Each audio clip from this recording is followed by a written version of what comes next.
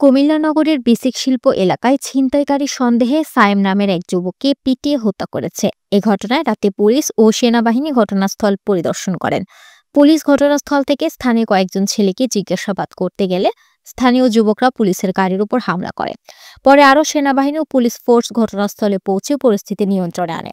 বৃহস্পতিবার ২১ আগস্ট বিকেলে বেসিক শিল্পনগরী এলাকার এস আলম স্টিলের ব্যানারে জান্নাতুল ফুড প্রোডাক্ট মিলে গণপিটুনিতে তাকে হত্যা করা হয়।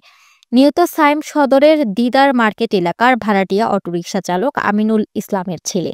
তাদের মূল বাড়ি রংপুর জেলায়।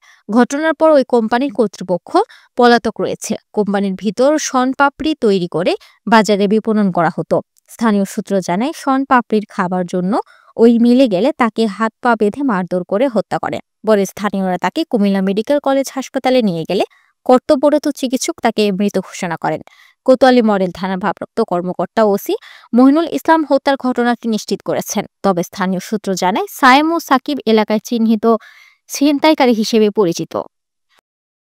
আমি সারাটা দিন শরীরটা আমার জ্বলছে। আমার বাড়িতে আমার আব্বা অসুস্থ। পরে আমার মেয়ে ছোট একটা পরীক্ষা দিতে গেছে, খানা দানা আমার ওয়াইফ মারা গেছে। আমার ওয়াইফ নাই ভাই, আমার কাজ করে নিয়ে যে আমার পাক করে খাওয়াইতে হয়। আমি কিছু বুঝি না। আমি শরীরটা কি হয়েছে আমি কিচ্ছু বুঝি না। শুয়ে রয়েছি। আমার সন্ধ্যেবেলা আরেকজনে আমার ফোন দিয়ে কেটেছে, আপনার ছেলেরে কেলে কেডা মারিয়ে আলাইছে।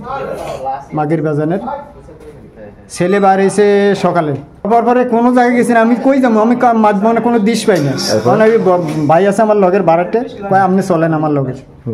আইয়ে দেখি নাই, ওই আর্মি পুলিশ আইয়ে তারা পোলা ফান্ডে কটারে তুলে নিয়ে গেছে।